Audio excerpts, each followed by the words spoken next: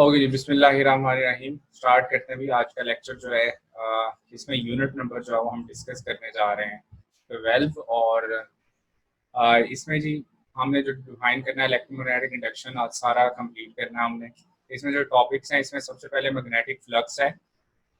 उसके बाद जो है वो हमने लेंज़ेस लॉ और फैराडेज लॉ, मेन जो आपका टॉपिक है इस यूनिट का वो Lenz's law and Faraday's law of electromagnetic induction और ट्रांसफार्मर, जिनसे क्वेश्चन आने के चांसेस मैक्सिमम होते हैं। आमतौर पर इस वाले यूनिट से 2 मल्टीपल चॉइस क्वेश्चन जो है 2 to 3 आने के चांसेस हो गए। 2 तो ऑलमोस्ट कन्फर्म है और ज़्यादा चांसेस होते हैं कि अगर न्यूमेरिकल आएगा फ्लक्स से रिलेटेड या Faraday's law of electromagnetic induction, और थर्ड है ट्रांसफार्मर, ज़ाहिर है इनसे रिलेटेड जो है वो न्यूमेरिकल, और बाकी इन जो है वो डायरेक्शन या डायग्राम वाले क्वेश्चन जो हैं वो ज़्यादा चांसेस होते हैं लेंज़ेस लॉ से ही रिलेटेड आते हैं। सो लेट अस स्टार्ट जी। सबसे पहले मैग्नेटिक फ्लक्स और मैग्नेटिक फ्लक्स डेंसिटी का जो कॉन्सेप्ट है, आई होप सो कि आप लोगों को ऑलरेडी क्लियर होगा, लेकिन एक दफ़ा रिवाइज कर लेते हैं। इसमें जो है वो हम कहते होते थे कि जी फ्लक्स जो है वो हमारे पास बी डॉट ए होता है, इसको मैग्नेटिक फ्लक्स कहते हैं, या बी ए कॉस थीटा। यहाँ इंपॉर्टेंट टर्म जो है वो क्या है, एरिया, जिसको हम क्या कहते थे, वेक्टर एरिया। सो इस वाली जो टर्म है इसकी अंडरस्टैंडिंग आपको अच्छे से होनी चाहिए, जिसको हम कहते हैं वेक्टर एरिया। देखिए दो चीजें हैं, एक है प्लेन यानी प्लेन एरिया, और दूसरा है वेक्टर एरिया। अब प्लेन और वेक्टर एरिया में क्या फर्क होता है, ये हमारे पास ना एक प्लेन है और इस प्लेन के जो परपेंडिकुलर, ये जो प्लेन है, लेट्स से कि हमारे पास कोई भी सरफेस है, ये एक सरफेस है। अब ये जो है इसका एरिया जो बनेगा, जाहिर है ये सारा जो है बॉन्डेड बाय दिस शेप जो है ये इसका सरफेस एरिया है, ये इसका सरफेस एरिया। लेकिन अगर हमने इसको वेक्टर एरिया कहना हो तो वेक्टर एरिया हम कैसे कहेंगे, हम जो है इस सरफेस के परपेंडिकुलर जो है वो एक यूनिट वेक्टर सपोज कर लेते हैं, इस सरफेस के परपेंडिकुलर एक नॉर्मल यूनिट वेक्टर जो है वो कंसीडर कर लेते हैं। तो इस तरह से जो है ये जो है वो क्या बन जाता है, वेक्टर एरिया। अब इस वेक्टर एरिया का जो मैग्नीट्यूड है वो ये वाला सरफेस का जो एरिया होगा वही इसका मैग्नीट्यूड होगा, लेकिन direction perpendicular to the surface होती है। तो ये बेसिकली कॉन्सेप्ट है। बाकी तो सबको पता है फाई बी जो है वो बी ए कॉस थीटा होता है। अच्छा, यहाँ से जो है इम्पोर्टेंट चीज क्या है कि जब हमें मैक्सिमम और मिनिमम फ्लक्स का पूछा जाता है तो दो स्टेटमेंट्स के साथ जो है वो अक्सर हमसे जो है वो क्वेश्चन पूछता है। जैसे देखो, if area is held perpendicular, अगर सिंपल एरिया मेंशन है तो इसका मतलब है सरफेस एरिया। अब अगर देखो सरफेस एरिया अगर इस मैग्नेटिक फील्ड के परपेंडिकुलर है तो वेक्टर एरिया जो है वो आप देखें यहाँ होगा। इसका मतलब है कि वेक्टर एरिया जो है वो मैग्नेटिक फील्ड के पैरेलल होगा। ठीक है, अगर सरफेस जो है वो परपेंडिकुलर है तो वेक्टर एरिया पैरेलल है। अब यहाँ देखें, अगर एरिया पैरेलल है, आप देखें एरिया अगर वेक्टर जो मैग्नेटिक फील्ड है उसके पैरेलल है तो वेक्टर एरिया जो है वो उसके क्या होगा, परपेंडिकुलर होगा। तो ये देखें दो स्टेटमेंट्स बिल्कुल सेम है, एक में वो परपेंडिकुलर लिखता है लेकिन लेना एंगल क्या है, जीरो। क्यों? क्योंकि अगर सरफेस एरिया परपेंडिकुलर है तो वेक्टर एरिया मैग्नेटिक फील्ड के क्या होगा, पैरेलल। तो यहाँ जो एंगल आपने पुट करना है वो जीरो पुट करना है। और अगर वो कहे जी सरफेस एरिया इज हेल्ड पर parallel to the magnetic field, तब आपने एंगल जो है वो कितना लेना है, 90, और तब फ्लक्स जो है वो मिनिमम हो जाएगा। अच्छा, अब इसका मतलब ये हुआ कि एंगल हमने हमेशा जो है वो दो चीजों के दरमियान लेना है। कौन कौन सी? वो दो चीजें कौन कौन सी होंगी जी? एक हमारे पास वेक्टर एरिया और दूसरा मैग्नेटिक फील्ड के इन बिटवीन एंगल लेना है। और स्टेटमेंट्स दो तरह की आ सकती हैं। एक अगर लिखा हो surface area is held perpendicular to the magnetic field, या डायरेक्टली लिख कह दिया जाए कि vector area is parallel to the magnetic field. यानी इस स्टेटमेंट को अगर हम रीस्टेट करें, ये वाली जो स्टेटमेंट है, तो हम कहेंगे the vector area is parallel to the magnetic field. ठीक हो गया? और ये अगर यहाँ हम कहेंगे अगर surface area parallel to the magnetic field है तो तब हम कह सकते हैं देन जो है वो वेक्टर एरिया जो है is perpendicular to the magnetic field. So ये दो स्टेटमेंट्स के साथ आपको क्वेश्चन जो है वो पेपर में आ सकता है। तो दोनों स्टेटमेंट्स को याद रखना है। अगर इन दो स्टेटमेंट्स के साथ क्वेश्चन आता है तो इसका मतलब है हम कहेंगे कि आंसर जो है वो फ्लक्स क्या है, मैक्सिमम, इन दो स्टेटमेंट के साथ आता है। और अगर इन दो स्टेटमेंट के साथ क्वेश्चन आता है तो हम कहेंगे कि फ्लक्स जो है वो मिनिमम है। बाकी आपको पता है अगर एंगल हो, अगर किसी एंगल पे आ जाए तो फिर हमने आंसर क्या करना है जी, उसमें हम कह देंगे जो है वो जीरो थीटा एंगल ले लेंगे, ठीक है जी। फिर तो बी ए कॉस थीटा वाला फॉर्मूला ही अप्लाई होना है। अच्छा, यहाँ एक और कॉन्सेप्ट था that is also very important, magnetic flux density. Magnetic flux density. अच्छा, अगर कोई पूछे मैग्नेटिक फ्लक्स डेंसिटी और मैग्नेटिक इंडक्शन में डिफरेंस होता है तो आपने कहना है यस। क्या ये जो मैग्नेटिक फ्लक्स डेंसिटी है, सबसे इंपॉर्टेंट चीज ये है कि ये एक स्केलर क्वांटिटी होती है। ये जो मैग्नेटिक फ्लक्स डेंसिटी है, ये जो है वो कौन सी क्वांटिटी होती है, स्केलर क्वांटिटी होती है। इसको हम स्केलर ट्रीट करते हैं, ठीक है। तो ये स्केलर क्वांटिटी हम इसको ट्रीट कर रहे होते हैं, ठीक हो गया जी। दूसरी बात ये है कि ये जो मैग्नेटिक फ्लक्स डेंसिटी है, ये हम कहते हैं magnetic flux per unit area. और इस वाले फॉर्मूले से जो है that is held perpendicular to the magnetic field, normal to the magnetic field lines जो है। अगर एरिया आपने परपेंडिकुलर लिया तो वेक्टर एरिया उसके क्या होगा, पैरेलल। तो मैक्सिमम फ्लक्स हो गया तो phi is equal to B A हो जाएगा, ठीक है जी।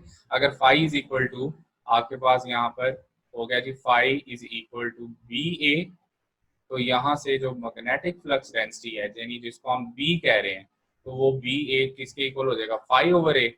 तो फिर हम यहाँ से कह देते हैं कि मैग्नेटिक जो आपके पास फ्लक्स डेंसिटी है वो फ्लक्स पर यूनिट एरिया है।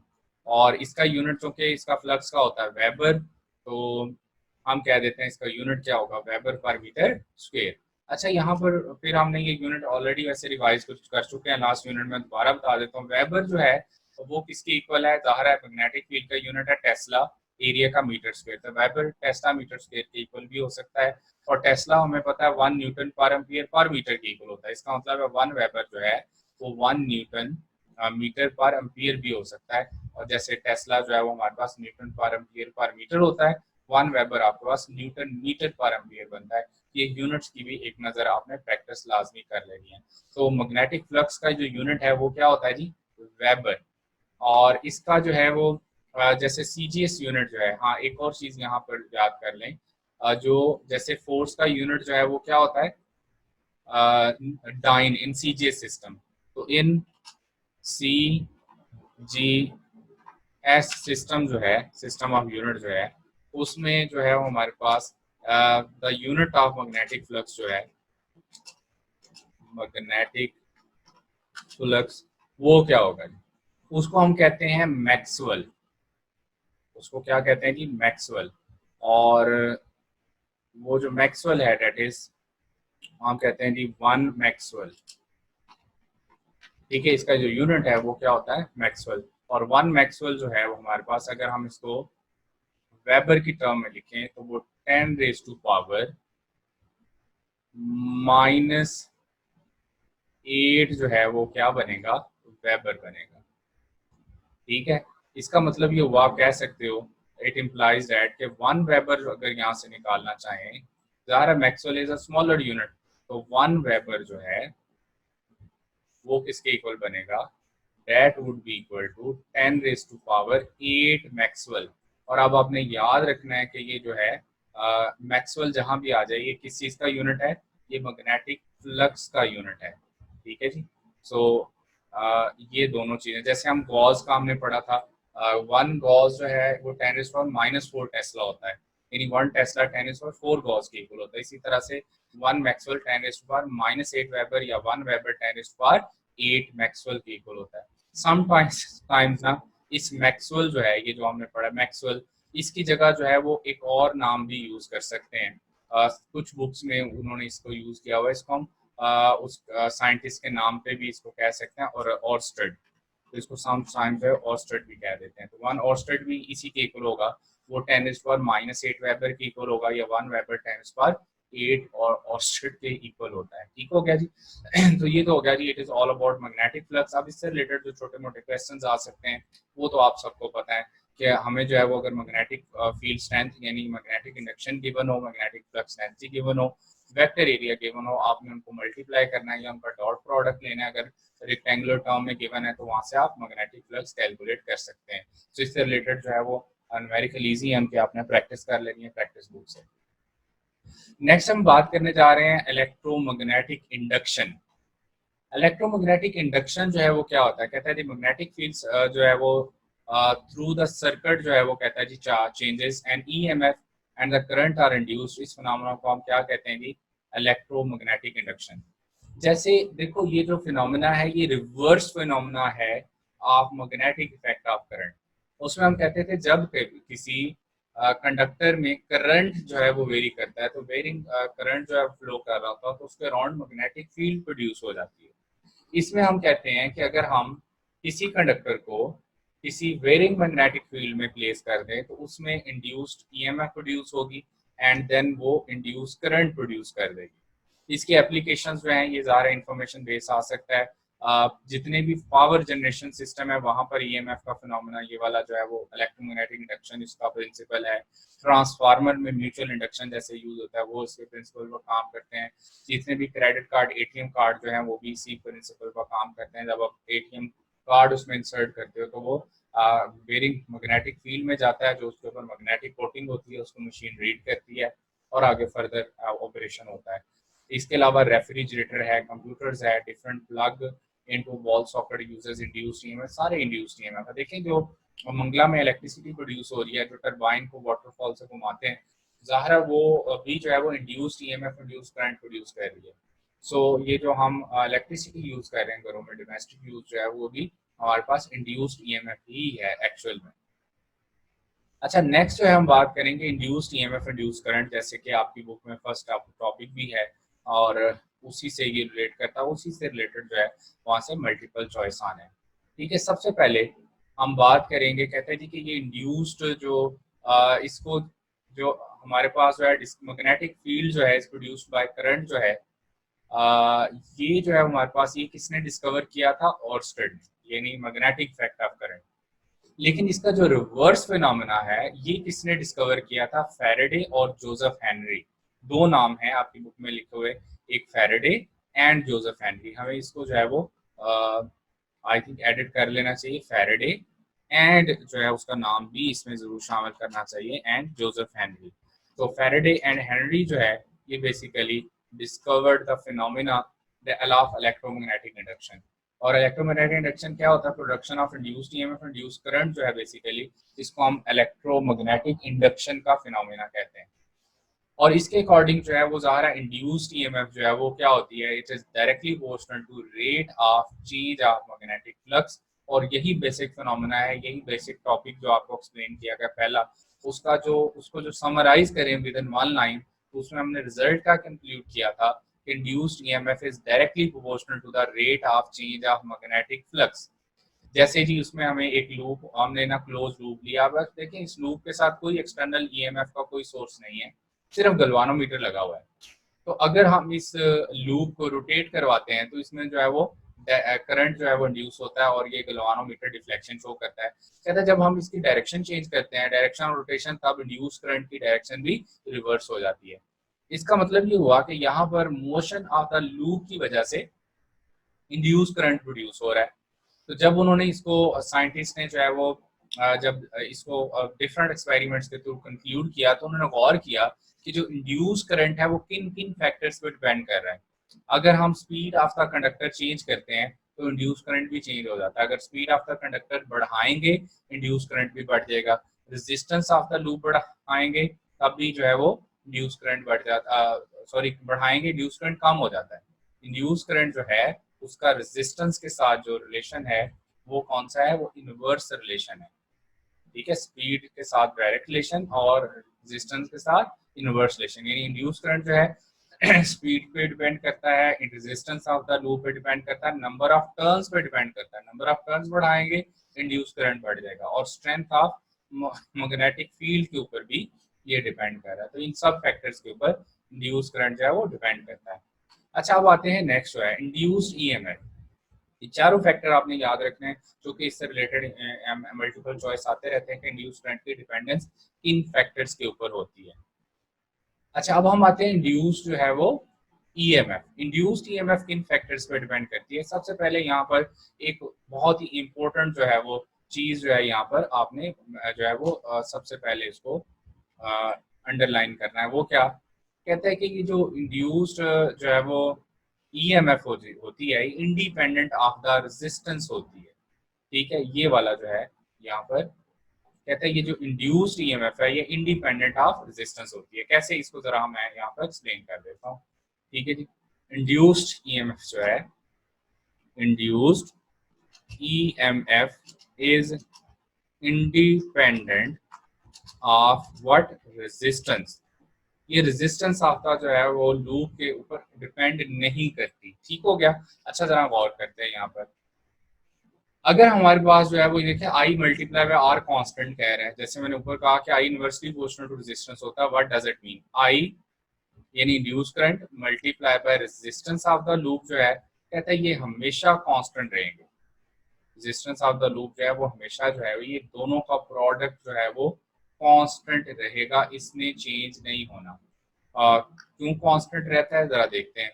अगर कहता है कि हम यहाँ पर एक ऐसा लूप ले आते हैं जिसकी रेजिस्टेंस ज्यादा है, हम रेजिस्टेंस चेंज कर दी, बढ़ा दी, तो रेजिस्टेंस बढ़ा देंगे तो इंड्यूस करंट जो है वो उतनी ही रेशो से कम हो जाएगा। अब अगर रेजिस्टेंस आप डबल करते हो, करंट हाफ हो जाएगा, लेकिन दोनों का प्रोडक्ट क्या रहेगा, कांस्टेंट। इसका मतलब ये हुआ कि ये आई मल्टीप्लाई बाय आर किसके इक्वल है, ये इंड्यूस्ड ईएमएफ के इक्वल है। ये तो इंड्यूस्ड ईएमएफ के इक्वल है। इसका मतलब ये हुआ कि इंड्यूस्ड ईएमएफ जो है वो रेजिस्टेंस ऑफ द कॉइल पे डिपेंड नहीं करती, रेजिस्टेंस ऑफ द लूप पे डिपेंड नहीं करती। इसीलिए जो है वो कहता है induced EMF can be increase by magnetic field stronger use कर लें, मूविंग द लूप फास्टर, या replacing the loop by many coil turn. इसमें देखें रेजिस्टेंस का कहीं भी जिक्र नहीं है। तो ये सबसे इंपॉर्टेंट जो है पॉइंट है कि इंड्यूस्ड ईएमएफ जो है रेजिस्टेंस ऑफ द कॉइल पे डिपेंड नहीं करती। इवन आप Faraday's law of electromagnetic induction का रिलेशन देखें, जिसमें ईएमएफ इज इक्वल टू हम कहते हैं minus N into delta phi over delta T. अच्छा, इस वाले पूरे फॉर्मूले को भी अगर गौर करें, क्योंकि हमारा कंक्लूजन एंड पे जो है वो Faraday's law of electromagnetic induction ही आता है। इसका मतलब है ये हुआ कि rate of change of magnetic flux पे ईएमएफ जो है डिपेंड कर रही होती है, इसमें भी कहीं भी रेजिस्टेंस नहीं है। तो इंड्यूस्ड ईएमएफ रेजिस्टेंस पर डिपेंड नहीं करती, जबकि इंड्यूस करंट जो है वो रेजिस्टेंस पर डिपेंड करता है। और कैसे करता है, ऊपर भी हमने बात की है कि इंड्यूस्ड जो करंट है वो इनवर्सली प्रोपोर्शनल टू जो है वो क्या होता है, वो रेजिस्टेंस होता है। ठीक है, तो रेजिस्टेंस बढ़ेगी, करंट कम हो जाएगा, रेजिस्टेंस कम होगा, करंट ज्यादा हो जाएगा, लेकिन दोनों का जो प्रोडक्ट है दैट विल रिमेन कांस्टेंट। ठीक हो गया जी। अच्छा, नेक्स्ट जो है अब हम बात करते हैं कंक्लूजन की। अब इस टॉपिक में जो कंक्लूजन है वो क्या है, अगर हम इसको कंक्लूड करें ऊपर वाली डिस्कशन को, साइंटिस्ट ने देखा कि अगर आप स्ट्रॉन्गर मैग्नेटिक फील्ड यूज करते हो, लूप को ज्यादा फास्टर मूव करते हैं, replacing the loop by many turns, इनमें से कोई भी आप फैक्टर चेंज करते हैं, अल्टीमेटली जो है वो जो आपके पास जो इफेक्ट आता है वो क्या आता है, वो relative motion between the loop and magnet है, और उसकी वजह से बेसिकली मैग्नेटिक फ्लक्स चेंज होता है। सो असल में जो आपका मेन फैक्टर है वो क्या है, rate of change of magnetic flux. तो rate of change of magnetic flux किसी भी फैक्टर के चेंज करने से अगर चेंज हो रहा है तो इंड्यूस ईएमएफ जो है वो प्रोड्यूस हो जाएगी। जैसे आपकी बुक में 5 मेथड गिवन है, जिसमें relative motion of loop and magnet है, जिसमें एरिया ऑफ द कॉइल को चेंज करके रोटेशन ऑफ द लूप की बात की गई है, म्यूचुअल इंडक्शन के बारे में कहा है, इलेक्ट्रोमैग्नेट का है। इन सारे पांचों एग्जांपल का जो कंक्लूजन है, एरिया चेंज करेंगे, rate of change of magnetic flux change हो जाएगा। मूविंग द लूप फास्टर से ज़ाहिर rate of change of magnetic flux increase होता है। मैग्नेटिक फ्लक्स जो है उसको फ्लूइड स्ट्रेंथ को इंक्रीज करने से rate of change of magnetic flux increase होता है। तो किसी भी फैक्टर को चेंज करने से, अगर इंक्रीज करने से या चेंज करने से अगर rate of change of magnetic flux जो है बढ़ रहा है, तो ईएमएफ भी इंड्यूस हो जाएगी, वो भी बढ़ेगी। अच्छा, अब आते हैं नेक्स्ट पॉइंट की तरफ। कहता है कि मैग्नेटिक फ्लक्स जो है वो हमारे पास है B A cos theta. So change in flux जो है कैन बी कॉस। अब अगर मैग्नेटिक फ्लक्स है, जैसे ऊपर हमने पढ़ा है बी ए कॉस थीटा है, इसका मतलब है 3 फैक्टर है, मैग्नेटिक फील्ड स्ट्रेंथ, एरिया और कॉस थीटा। इसका मतलब है मैग्नेटिक फील्ड स्ट्रेंथ चेंज करेंगे, एरिया को किसी भी तरह से चेंज करें, रोटेशन दे के लूप को जो है वो उसको एरिया उसका चेंज करके किसी भी तरह से एरिया चेंज करें तब भी फ्लक्स चेंज हो जाएगा। और possible change in orientation, orientation का मतलब होता है डायरेक्शन। मतलब अगर आप जो है वो आपके पास ये देखें, इस वक्त जो है वो लेट से मैंने ये एरिया ऐसे पैरेलल रखा हुआ है। तो अगर मैं इसको रोटेशन दूंगा और इसका अंदर मैं इसको ओरिएंटेशन चेंज कर रहा हूँ, तो ओरिएंटेशन में ये जो है वो उसका एरिया, लेट्स से कि ये मैग्नेटिक फील्ड लाइंस है, तो इस तरह से अगर मैं रखूंगा तो मैग्नेटिक फील्ड लाइंस ज्यादा इसमें से गुजरेंगी, ऐसे रखूंगा तो मैग्नेटिक फील्ड लाइंस कम गुजरेंगी। इसका मतलब है ओरिएंटेशन पे भी डिपेंड करता है, जिसको यहाँ हम एंगल कह रहे होते हैं। अच्छा, यहाँ एक और चीज इंफॉर्मेशन के लिए बताई है, EMF is also present isolated moving rod. इसका क्या मतलब है? देखिए, एक चीज याद रखें कि अगर मेरे पास लेट्स से कि अक्सर क्वेश्चन आता है कि लेट्स से कि ये एक मैग्नेटिक फील्ड है, मैं कोई एग्जांपल के तौर पे बता रहा हूँ ताकि ये वाला पॉइंट आपका क्लियर हो जाए। ठीक है, अब सपोज करें कि ये मैग्नेटिक फील्ड है और इसमें मैंने ना एक रिंग जो है वो इसमें ऐसे फेंका, लेकिन रिंग जो है वो ओपन है, क्लोज नहीं है। ठीक है, ये कॉन्सेप्ट बड़ा इंपॉर्टेंट है जो मैं अभी बताने जा रहा हूँ। ये रिंग जो है ये ओपन है, क्लोज नहीं है। तो जब ये इसमें से फॉल करेगा तो क्या इसमें इंड्यूस ईएमएफ या इंड्यूस करंट प्रोड्यूस होगा? अब आंसर है, जाहिर है आपने इसको फेंका है तो rate of change of flux तो आएगा, तो ईएमएफ जो है उसमें प्रोड्यूस तो होगी, लेकिन इंड्यूस करंट जो है वो जीरो होगा। क्यों? क्योंकि यहाँ पर लूप कंप्लीट नहीं है। अगर ये लूप कंप्लीट होगा तब भी उसमें इंड्यूस करंट फ्लो करेगा। अब इंड्यूस करंट तो इसमें जीरो होगा, लेकिन इसके एंड्स के क्रॉस, यहाँ पर एंड्स के क्रॉस जो है वो ईएमएफ जरूर इंड्यूस होगी, वो होगी। तो इंड्यूस जो है वो ईएमएफ तो प्रोड्यूस होती है जो, लेकिन क्योंकि ये ओपन लूप है इस वजह से जो है उसमें जो है वो इंड्यूस करंट फ्लो नहीं करेगा। जैसे यहाँ वो कह रहा है रॉड की अगर बात करें तो रॉड अगर मैं इसमें को फेंकता हूँ तो जाहिर है इसके एंड्स के क्रॉस जो है वो ईएमएफ इंड्यूस होगी, लेकिन चूंकि ये ओपन है तो इस वजह से इसमें इंड्यूस करंट फ्लो नहीं करेगा। तो यही वजह है यहाँ पर कि करंट जीरो होगा, यानी इंड्यूस करंट। जब अगर हम इसको क्लोज लूप बना देते हैं तब इसमें जो है वो इंड्यूस्ड ईएमएफ भी होगी और इंड्यूस्ड करंट भी होगा। लेकिन अगर मैं उसको ओपन लूप रखता हूँ, ऐसे ओपन रखता हूँ, फिर इसमें जो है वो ईएमएफ जो है वो तो प्रोड्यूस होगी इसके एंड के क्रॉस, लेकिन इंड्यूस करंट जो है वो जीरो होगा। जैसे हमने पढ़ा था ईएमएफ और पोटेंशियल डिफरेंस का कॉन्सेप्ट जो पढ़ा था, वही यहाँ पर हो सकता है, जहाँ पे हम कहते थे ईएमएफ इज इवन प्रेजेंट जब बैटरी स्विच ओपन हो। तो यहाँ पर अगर लूप ओपन हो तब ईएमएफ जो है वो इंड्यूस्ड ईएमएफ एग्जिस्ट करेगी, लेकिन जो है वो टर्मिनल पोटेंशियल सॉरी, लेकिन इंड्यूस करंट नहीं होगा। ठीक हो गया? तो ये वाला पॉइंट जो है वो एक नजर आप देख लीजिएगा। नेक्स्ट अब हम आते हैं मोशनल ईएमएफ। मोशनल ईएमएफ जो है वो इसका कॉन्सेप्ट जो है वो सिंपल है। यहाँ मैंने लिखा है अक्रॉस वर्ड को हाईलाइट किया है। इसका फॉर्मूला होता है minus B B L sine theta. आगे हम तो ये इसका ना मैक्सिमम इंड्यूस्ड ईएमएफ का फॉर्मूला है। सो जब भी हम किसी कंडक्टर को across the magnetic field move करवाएंगे तो उसमें जो ईएमएफ प्रोड्यूस होती है तो उसके मोशन ऑफ द कंडक्टर की वजह से होती है, इसलिए उसको क्या कह देते हैं? Motional EMF. तो इससे रिलेटेड अक्सर जो है पेपर में न्यूमेरिकल आते हैं, उसमें वेलोसिटी v स्पीड की वैल्यू गिवन हो सकती है, मैग्नेटिक फील्ड स्ट्रेंथ गिवन हो सकती है, लेंथ गिवन होगी, आपने इनको मल्टीप्लाई करके मोशनल ईएमएफ निकाल लेनी है। इसका जो प्रॉपर फॉर्मूला है वो क्या है? वो है जी V P L sine theta. यही वजह है कि यहाँ वर्ड मैंने हाईलाइट किया क्रॉस। अगर लॉन्ग आप कह देंगे तो वो उसका मतलब हो जाएगा साइन जीरो। साइन जीरो क्या होता है? जीरो, ईएमएफ इंड्यूस नहीं होगी। इसका मतलब अगर कोई conductor parallel to the magnetic field या anti parallel to the magnetic field आप मूव करवाते हो तो उसमें ईएमएफ इंड्यूस नहीं होगी, वो जीरो हो जाएगी। तो ये वाला फॉर्मूला जो आपने अच्छे से लर्न करना है जो मोशनल ईएमएफ का होगा। इस ये जो है वो न्यूमेरिकल पॉइंट ऑफ व्यू से ये इंपॉर्टेंट है, minus B B L sine theta. Minus sign क्यों आता है वो हम लेंस लॉ में डिस्कस करेंगे। और इसमें जो एंगल है कहता है ये वेलोसिटी वेक्टर और मैग्नेटिक फील्ड के दरमियान है, इसका यूनिट भी वोल्ट होगा। और magnetic field strength is considered to be uniform while deriving this equation. तो इसमें जो है वो देखें इंपॉर्टेंट चीज वो कह रहा है कि यहाँ पर जो मैग्नेटिक फील्ड जो है वो आमतौर पर क्या रखते हैं? यूनिफॉर्म रखते हैं। सो तब ये फॉर्मूला जो है वो एप्लीकेबल होगा जो B B L sine theta है, अदरवाइज ये एप्लीकेबल नहीं होगा। अब आते हैं जी मेन टॉपिक की तरफ। मेन टॉपिक हमारा क्या है जी? Faraday's law of electromagnetic induction, और इसको जरा डिटेल में डिस्कस कर लेते हैं। इसमें जो है वो आमतौर पर फैराडेज लॉ के दो पार्ट हैं, लेकिन हमारी बुक में चूंकि एक ही गिवन है उसी को डिस्कस कर लेते हैं। लेकिन फर्स्ट पार्ट क्या है? Can the induced EMF last till of flux remains same.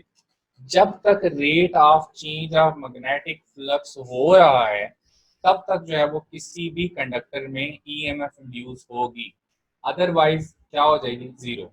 अगर rate of change of magnetic flux zero है तो ईएमएफ भी जीरो होगी। जैसे आपकी बुक में भी याद करें एक शॉर्ट क्वेश्चन था कि even the loop is rotating लेकिन ईएमएफ फिर भी इंड्यूस नहीं हो रही, कोई ऐसी कंडीशन बताएं। आप कहते थे अगर हम एरिया ऑफ द कॉइल, जो plane of the coil parallel to the magnetic field रखा हुआ है, तो एंगल जो है वेक्टर एरिया का मैग्नेटिक फील्ड के साथ 90 है, तो आप लूप रोटेट भी कर रहा है तो कोई फर्क नहीं पड़ रहा। क्यों? क्योंकि फ्लक्स उसमें कांस्टेंट रहेगा, चेंज इन फ्लक्स जीरो होगा तो मैग्नेटिक ईएमएफ भी जीरो होगी। तो ईएमएफ यानी rate of change of magnetic flux का चेंज होना जरूरी है, फ्लक्स का चेंज होना जरूरी है टू प्रोड्यूस ईएमएफ।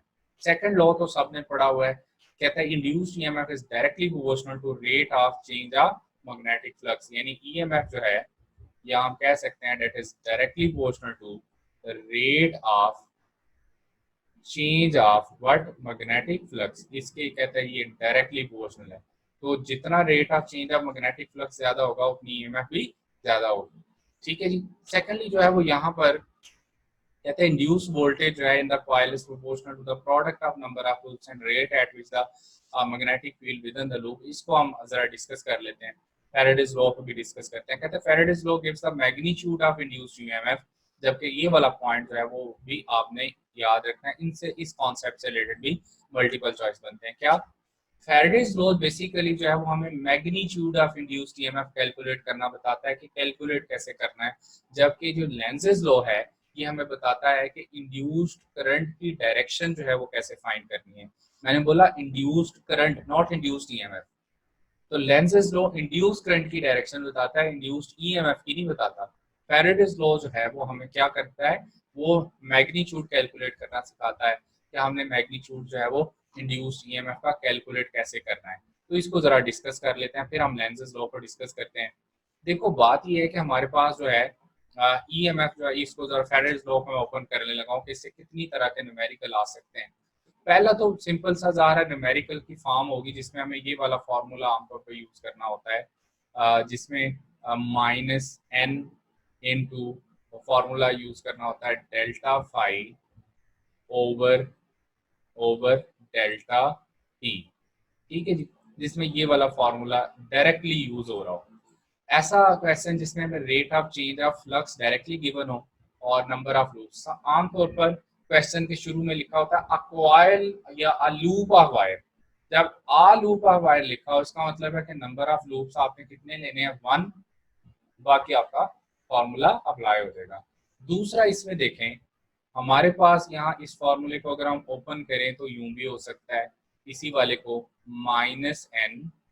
अब डेल्टा फाइव की जगह जो है वो आपके पास क्या आ सकता है, बी। ठीक है जी, इसको मैं थोड़ा सा यहाँ चेंज लिखता हूँ, बी ओवर जो है वो delta T, delta B over delta T. ठीक है जी, और साथ यहाँ पर जो है एरिया आ जाएगा, या डॉट की बजाय जो है वो यहाँ पर अगर हम इसको ओपन कर दें तो साथ आ जाएगा कॉस ऑफ थीटा। अब यहाँ गौर से सुनना है, समटाइम्स किसी क्वेश्चन में होता है किसी एक चीज आ रहा है, फ्लक्स के चेंज होने के लिए किसी एक चीज का चेंज होना जरूरी है। ठीक है, जैसे कि यहाँ पर हमने चेंज किसको करवाया है, मैग्नेटिक फील्ड को टाइम के साथ। कभी कोई क्वेश्चन आता है उसमें हो सकता है एरिया चेंज हो रहा हो, लेट से क्या आपका क्वेश्चन जो है वो यूं हो, माइनस एन। ठीक है जी, और डेल्टा बी की बजाय बी जो है तो उसको क्या क्या रखा हो, यूनिफॉर्म। क्या चेंज हो रहा हो, एरिया चेंज हो रहा हो, तो rate of change of area भी समटाइम्स गिवन हो सकता है।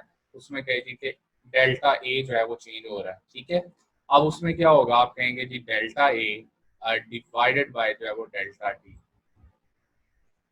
और मल्टीप्लाई बाय जो है वो क्या हो जाएगा, कॉस ऑफ थीटा।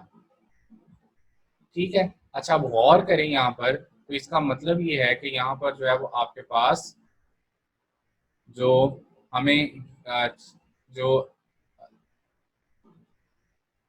गिवन हो सकता है, ज़ाहिर है वो अपने फैक्टर जो है वो क्या हो सकते हैं कि rate of change of sometimes area given होता है, समटाइम्स जो है वो rate of change of magnetic field. यहाँ पर देखें हमें डेल्टा बी और डेल्टा टी, जैसे किसी क्वेश्चन में कहता है जी मैं जैसे एक स्टेटमेंट लिखता हूँ, मैं लेट से वो कहे जी कि अ लूप ऑफ कॉइल जो है of area let's say 1 centimetre square, ठीक है जी, इज प्लेस्ड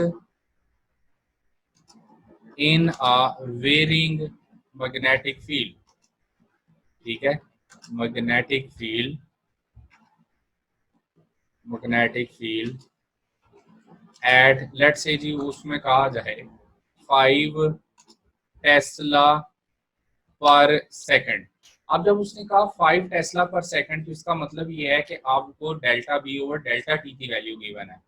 कई दफा कहता है जी कि हमने जो है वो यूनिफॉर्म मैग्नेटिक फील्ड में एक लूप को रखा है जहां area is changing at the rate, आपको डेल्टा ए और डेल्टा टी की वैल्यू गिवन होगी।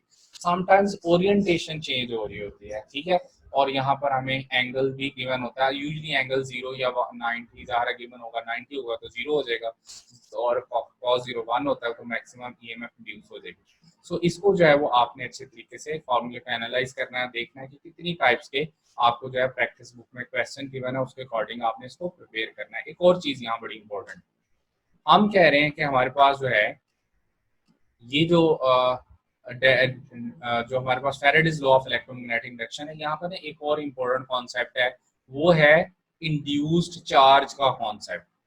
इंड्यूस्ड चार्ज क्या होता है, समटाइम्स इससे रिलेटेड जो है वो चीजें आती हैं। इंड्यूस्ड चार्ज, इंड्यूस्ड चार्ज का कॉन्सेप्ट भी समटाइम्स आता है। इसका क्या मतलब होता है, देखो हमारे पास Faraday's law of Ohm's law के according EMF is equal to क्या होती है, आई आर, ऐसे ही है। अच्छा, अब यहाँ पर अगर मैं करंट जो है, यहाँ जो करंट है इसकी वैल्यू पुट कर दूं, अब करंट आई को हम क्या कहते हैं, आई जो है उसको मैं क्या कह सकता हूँ, डेल्टा आई जो है इसको मैं कह सकता हूँ delta Q over delta T, ऐसे ही है ना, इसको मैं delta Q over delta T कह सकता हूँ, और इनटू जो है वो क्या हो जाएगा, आर यानी रेजिस्टेंस। अब Faraday's law of electromagnetic induction के फॉर्मूले के अकॉर्डिंग अगर मैं ईएमएफ की जगह ये पुट कर दूं delta Q over delta T, इसके इक्वल है जी, वो था minus N delta five over delta T, ठीक है जी। अब फैराडेज लॉ में मैंने ईएमएफ की जगह ये वैल्यू पुट कर दी। अच्छा, अब जरा गौर करो कि यहाँ पर डेल्टा टी से क्या होगा, कैंसिल आउट। इसका मतलब ये जो इंड्यूस चार्ज है वो टाइम के फैक्टर पे डिपेंड नहीं करता, तो इसके साथ क्या आर भी मल्टीप्लाई हो रहा था। इसका मतलब ये हुआ कि इंड्यूस चार्ज है ये आर उधर जाके डिवाइड हो जाएगा। इट मीन्स कि जो डेल्टा क्यू है, यानी ये यहाँ पर ये जो डेल्टा क्यू इसको क्या बोलोगे, इंड्यूस्ड चार्ज। तो इंड्यूस चार्ज जो है वो N delta five over R के इक्वल होगा, तो ये इसका फॉर्मूला बन गया। इसका मतलब है अगर कभी आपको इंड्यूस चार्ज से रिलेटेड क्वेश्चन आ जाए तो you may use this formula. इसमें जो है वो साइन अगर इग्नोर भी कर दें, जो कि अक्सर मैग्नीट्यूड फाइंड करना आता है, तो एन डेल्टा फाइव ओवर जो है ये क्या हो जाएगा, डेल्टा फाइव ओवर आर। तो यहाँ फाइव जो है वो टाइम का फैक्टर जो है वो कैंसिल आउट हो गया। तो इंड्यूस चार्ज जो है वो याद रखना है, डेट इज इंडिपेंडेंट ऑफ क्या होता है वो resistance, sorry time, independent of time होता है, टाइम पे डिपेंड नहीं करता ये जो इंड्यूस चार्ज है। तो इसका फॉर्मूला क्या बनेगा, minus N delta five over delta T, ठीक है जी। तो यहाँ पर ये जो फैक्टर है ये फाइव है, इसको हम फाइव कह लेते हैं, ठीक है। तो ये आपके पास five delta five over R, ठीक है जी। तो ये वाला इंड्यूस चार्ज का फॉर्मूला है। अब हम जो है वो नेक्स्ट सेशन है उसमें डिस्कस करेंगे लेंज़ लॉ को सारा, अभी जो नेक्स्ट सेशन है उसमें हम लेंज़ लॉ को डिस्कस करेंगे।